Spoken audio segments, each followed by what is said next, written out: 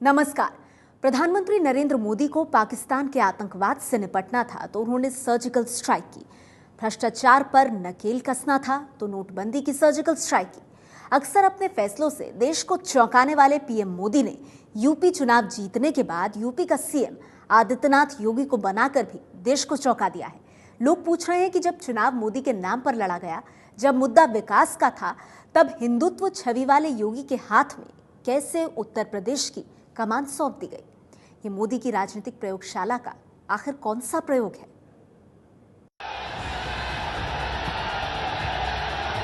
भारी शोर में कुछ सुन पा रहे हैं आप।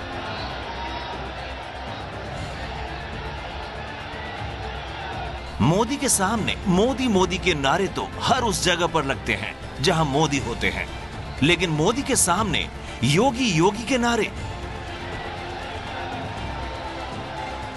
आदित्यनाथ योगी 2 दिन पहले तक सिर्फ बीजेपी के 5 बार जीते सांसद थे और मोदी प्रचंड बहुमत से बने देश के प्रधानमंत्री। यूपी में चुनाव मोदी लड़ रहे थे और पूरी पार्टी उनको जिताने के लिए संघर्ष कर रही थी। योगी भी संघर्ष की उस टीम का एक हिस्सा थे।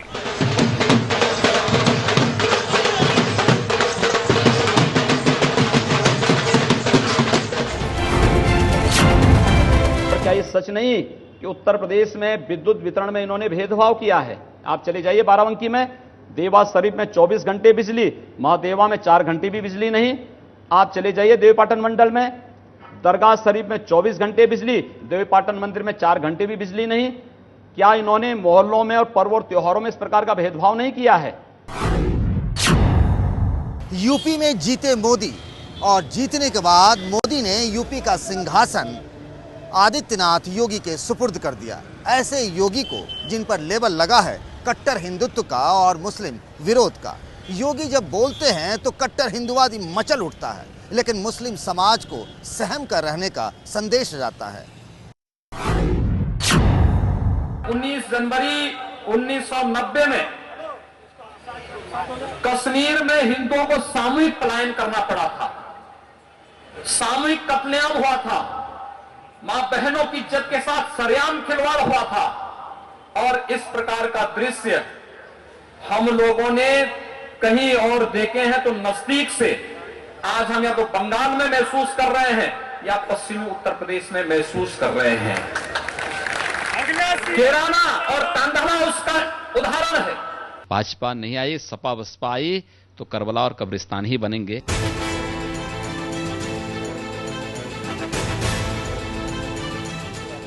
योगी समाज सेवा के लिए लोकप्रिय हैं। मदद की आस लगाने वाले और दीन दुखी दुखियारे योगी की चौखट से वापस नहीं जाते।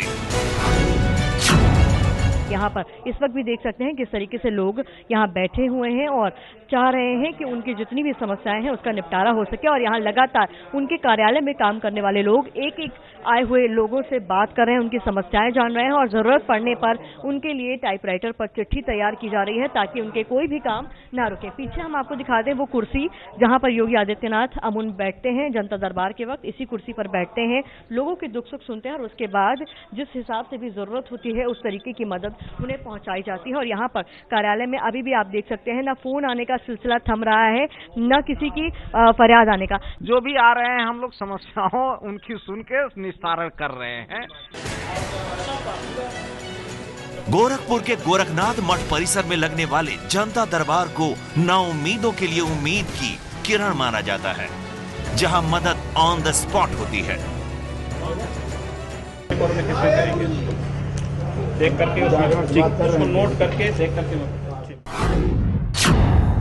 योगी के भगवा वस्त्रों में समाज सेवी और जननेता की छवि दिखती है, लेकिन उत्तर प्रदेश जैसे विशाल प्रदेश को चलाने के लिए जरूरी कुशल प्रशासक और विकास पुरुष की छवि योगी में पहले कभी नहीं दिखी। फिर भी मोदी ने योगी को चुना, और वो भी तब जब उन्होंने उत्तर प्रदेश जीतने के लिए विकास विकास विकास का नारा बुलंद किया था। लोग प्रसन्न भी हैं और हैरान परेशान भी। जिन्होंने बीजेपी को वोट दिया था उनके भी पल्ले नहीं पड़ रहा है मोदी का योगी वाला योग। ट्विटर पर #योगी नॉट माई सीएम कैंपेन चल पड़ा, जो सिर्फ योगी का विरोध नहीं कर रहा है बल्कि सिर्फ इस जिज्ञासा का समाधान भी चाहता है कि जब वादा विकास का था तो योगी कहां से आ गए? जब वोट मोदी को दिया था तो योगी कहां से आ गए? हमने विकास के लिए वोट किया था, सांप्रदायिकता के लिए नहीं।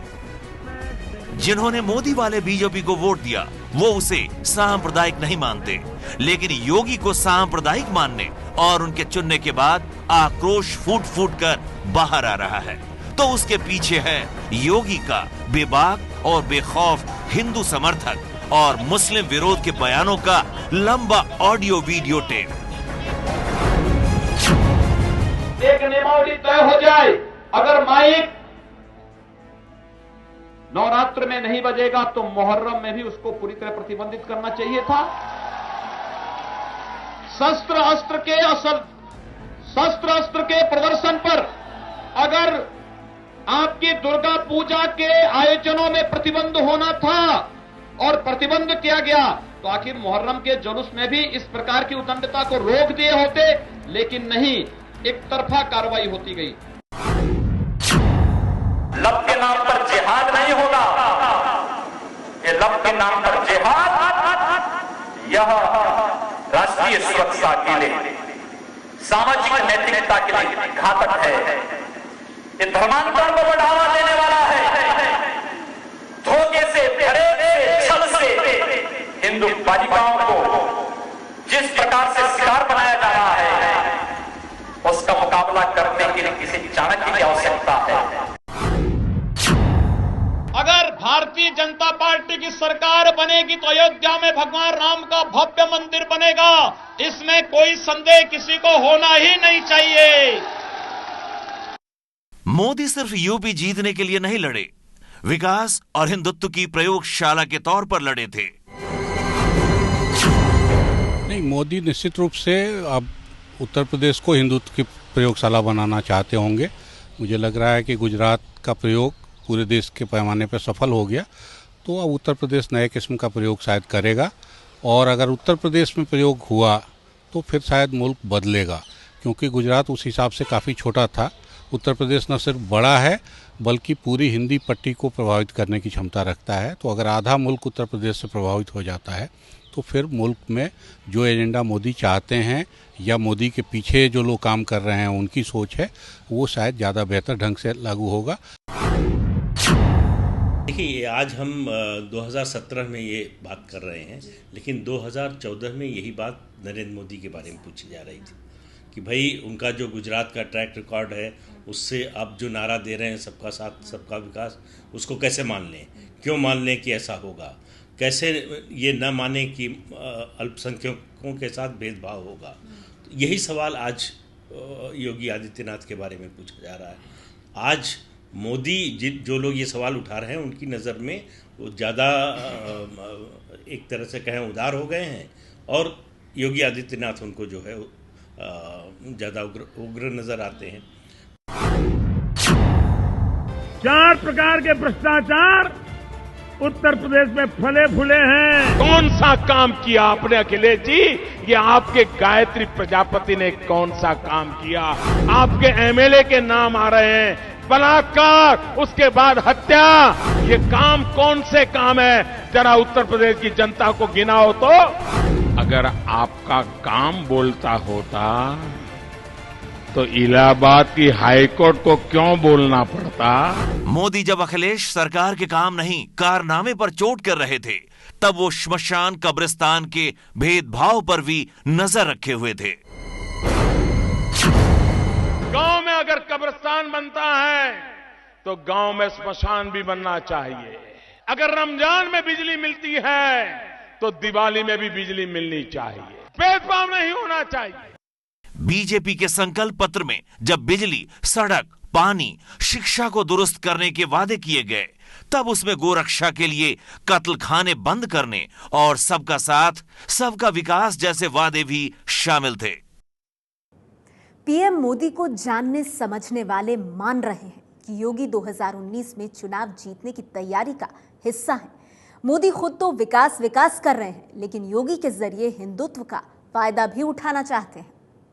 11 मार्च से 19 मार्च तक मोदी और उनकी टीम यूपी के लिए चेहरा चुनने के लिए न जाने कितने घंटे माथापच्ची की, न जाने कितने नामों पर सोच विचार किया, लेकिन जहां मोदी लड़े और जीते उसे चलाने की जिम्मेदारी सौंपी भगवा रंगधारी आदित्यनाथ योगी को। कल 19 मार्च को देश के सामने संविधान की शपथ लेकर आदित्यनाथ योगी यूपी के सीएम बन चुके हैं। मैं आदित्यनाथ योगी ईश्वर की शपथ लेता हूं कि मैं विधि द्वारा स्थापित भारत के संविधान के प्रति सच्ची श्रद्धा और निष्ठा रखूंगा। आगे 5 साल तक योगी क्या करेंगे, कैसे करेंगे, ये सब साफ होना बाकी है। आदित्यनाथ ऐसा क्या करें या करेंगे जिससे साबित होगा कि योगी पर मोदी की स्ट्राइक 100% सही निशाने पर लगी है। योगी जबरदस्त विकास करके अपना लोहा मनवाएंगे या हिंदुत्व की छवि पर कायम रहते हुए कत्ल खाने बंद कराएंगे या विकास और हिंदुत्व दोनों को मिलाकर चलेंगे। योगी ने शुरुआत इस वादे से की है कि जो कहा है वो करेंगे, सबको साथ लेंगे, सबका विकास करेंगे। लोक कल्याण के प्रति समर्पित यह सरकार बगैर किसी भेदभाव के समाज के सभी वर्गों के लिए समान रूप से कार्य करेगी।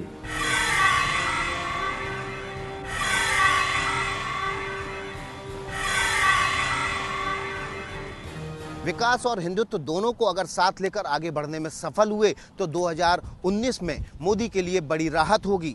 वो कह सकेंगे जो कहा वो किया, सबका साथ सबका विकास। 2019 तक अगर योगी का काम बोलेगा तो 80 सीटों में से 73 सीटें दोबारा जीतने जैसा चमत्कार मुमकिन हो सकेगा, जो कि मोदी को दोबारा प्रधानमंत्री बनाने के लिए बड़ी सीढ़ी का काम करेगा। हालांकि राजनीतिक विश्लेषक अभी भी इस गुणा भाग में लगे हैं कि मोदी ने योगी को यूपी देकर कहीं जोखिम तो नहीं लिया। दोहरा खेल मोदी भी खेल रहे हैं, मेरे ख्याल मोदी और योगी भी खेल रहे हैं।